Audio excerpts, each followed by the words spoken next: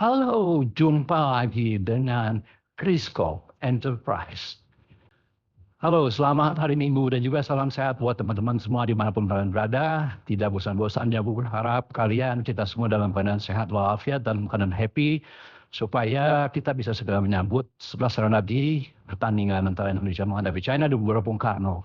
Tentunya secara umum kalian sudah tahu komposisi pemain, siapa yang jadi dipanggil dan siapa aja yang mungkin akan tampil atau yang masih menunggu 50-50 seperti Kevin Nix dan Sandy Walsh yang saat ini bahwa berbicara tim ini sedang berhadapan dengan Kashima Antlers dan yang bersangkutan tidak ada di DSP sama sekali.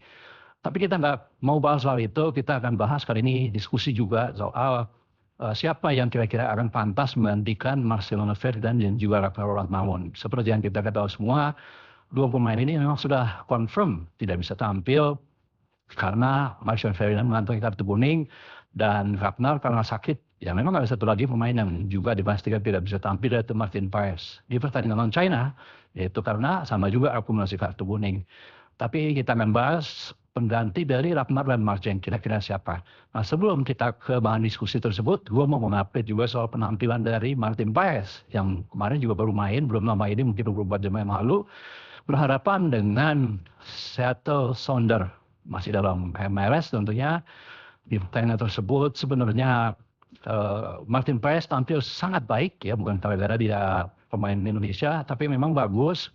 Kemudian juga bila serangannya umpan-umpan, long ball tanggungnya juga bagus banget. Sayang memang di menit-menit terakhir dalam menit 85-an ada insiden kartu handsball yang membuat akhirnya ada penalti bagi Seattle Sounders dan itu gagal dihalau dengan maksimal oleh Martin Paes. Padahal sedikit lagi kalau itu bisa ditahan, ya adalah save bisa membungkus setidaknya 1 poin dari pertandingan tersebut ya. Tapi it's okay, kita tinggalkan itu sejenak. Kita kembali ke bahan diskusi kita soal pengganti antara Marcelo Ferdinand dan juga Rafael Ragnarson. Nah kalau kita lihat pengganti dari dua sosok ini, terutama dari Marcelo Ferdinand dulu deh, ya ini sangat variatif dan levelnya rata-rata sama semua, jadi nggak ada yang mutlak. Bukan seperti misalnya Martin Paes, ya ketika dia absen kita langsung aklamasi lah, ya itu yang menggantikan. Bahkan Rex Pastor pun dalam satu medsos, gua nggak tahu ya ini benar atau enggak, dia mengatakan 99% Emil Auriero yang akan menggantikan Martin Paes atau akan menjadi debut nanti di Gelora Bung Karno. Nah sementara untuk pengganti Marcelo Ferdinand ini, itu yang gue bilang tadi, selain levelnya mirip-mirip semua, tidak ada yang jomplang dan variatif gitu ya. Nah kita mulai dari yang pertama, yang mungkin yang paling banyak disebut-sebut orang yaitu soal Egy Maulana Fikri, ya Egy MV yang sebenarnya di Dewa United juga sangat gacor, sangat bagus banget penampilannya dan posisinya atau profilnya juga mirip dengan Marceng. Ini salah satu alternatif yang gue rasa akan masuk juga ya bahan diskusi atau pertimbangan dari tim kepelatihan yang digawangi oleh Patrick Kluivert dan dua asistennya yaitu Daniel Lanza dan juga Rex Pastor ya.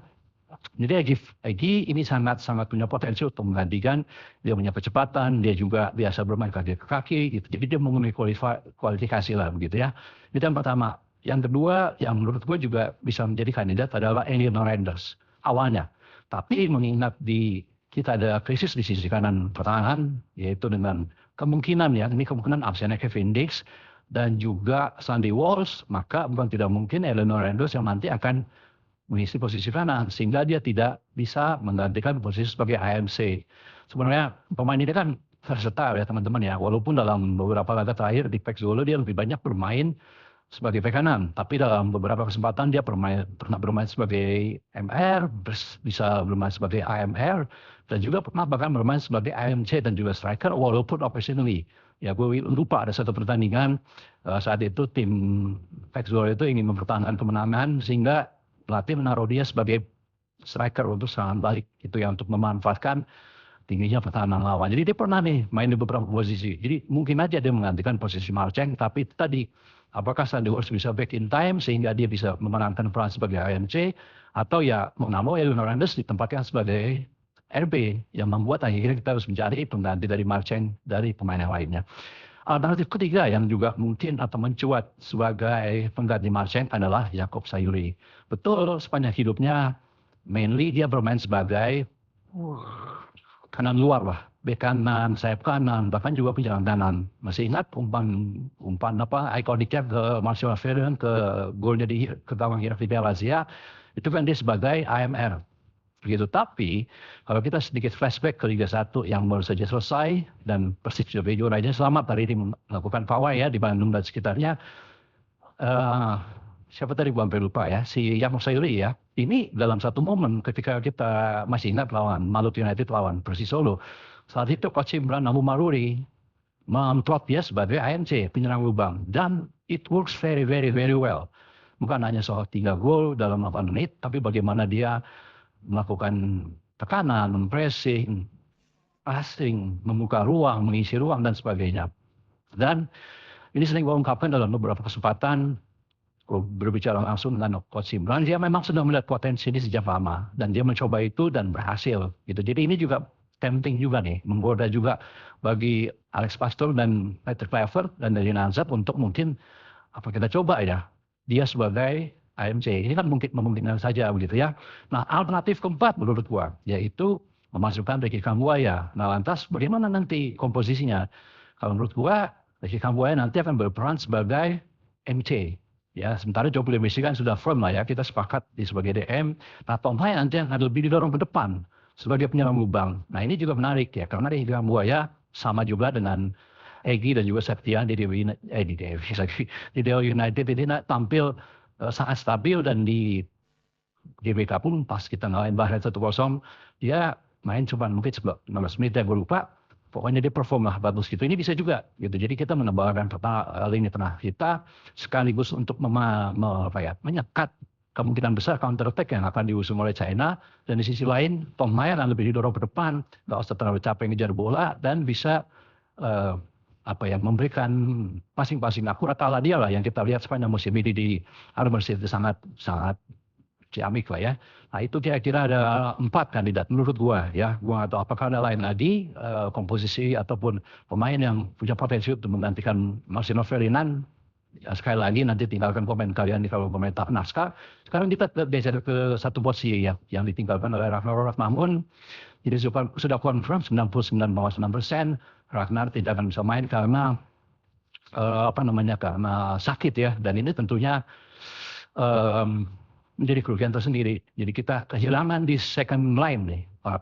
Para penyerang handal kita ini tidak bisa main, ada 2 orang. Walaupun nanti lawan Jepang, Aceng bisa main. Kalau Ragnar nggak bisa main. Nah, menggantinya ini menurut gua ada 2 opsi. Pertama adalah Stefano Lillipali dan kedua Dean James. Kita akan kupas sedikit ya soal hubungan ini. Stefano Lillipali kelebihannya adalah umpan-umpannya kuasa diragukan, akurasinya, visinya bermainnya juga sangat bagus. Jujur, memang terutama musim lalu. Ya musim lalu dia mencetak 11 atau 12 gol plus 17 assist. Ya, hampir 30 gol lah dia terlibat di dalamnya. Baik direct goal maupun juga assist. Tapi kelemahannya adalah ya usianya pertama. Dia sudah menginjak 35 atau 36. Nanti kalian bisa googling sendiri. Kemudian dia baru balik dari cedera. Dan baru main 2 atau 3 kali. Jadi kita nggak tahu nih secara real apakah dia memang bisa capable untuk bermain 90 menit. Baik secara endurance maupun juga kebugaran, cederanya ini seperti apa, ini kita nggak tahu. Tapi kalau soal visi bermain, gak usah diragukan lagi, disiplinnya juga sangat luar biasa, dan attitude-nya ini yang gue suka. Ya sejak September 2023 itu baru nggak salah, dia itu nggak dipanggil timnas dari RSTY, bahkan di awal-awal Peter Kluivert juga memimpin timnas juga dia nggak dipanggil, mungkin lagi cedera waktu itu ya. Tapi dia nggak pernah keluar-keluar begitu ya, jadi gue suka dengan attitude-nya. Tapi itu tadi tantangannya, apakah dia fit enough, cukup bugar untuk bermain sejak menit pertama menghadapi China. Nah itu. Satu lagi alternatif yang bisa menggantikan Ragnar menurut gue adalah Dean James. Karena sebagian dari kita juga mungkin tahu Dean James ini aslinya adalah left winger. Malah kalau kita lihat mainnya dari Go Ahead Eagles, sering banget dia tuh instingnya masih kelihatan tuh. Naik ke depan, crossingnya bagus, segala macam. Kalau nggak salah dia juga ada cetak beberapa assist ya. Jadi ini juga salah satu alternatif yang menarik. Nah dan Dean James ini kan juga bermain sebagai left back saat ini belakangan ini di Go Ahead Eagles. Jadi artinya dia dengan Kevin Verdong yang mana kita juga aklamasi, gue pikir dia akan mengisi posisi tersebut. Jadi bisa seimbang nih. Dua-duanya bisa nyerang, dua-duanya juga pertahanannya juga bagus. Jadi enak. Jadi kita nggak takut kalaupun tinggi, Kevin Verdong naik ke depan.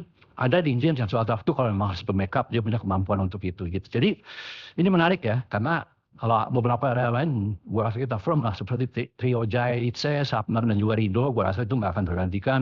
Kiri juga Calvin Verong juga demikian, juga Pelopesi juga demikian. Cuman second line ini nih, dua attacking yang harus absen. Ini penggantinya yang gue bilang tadi sangat variasi dan mungkin juga tergantung nanti di TC. Kita bisa lihat lebih dekat ya kira-kira seperti apa pengganti atau alternatif yang diinginkan oleh Patrick Kluivert terkait dengan absennya Marcelo Ferdinand dan juga anak Ronald Mangun. Nah, sekarang gua kembali dengan kalian, seperti apa pengganti dari dua pemain ini yang menurut kalian cocok dan apa alasannya? Tinggalkan komen kalian di kolom komentar. Sekali lagi terima kasih ya buat teman-teman yang sudah nonton channel gua, nonton video gua dan jumpa lagi.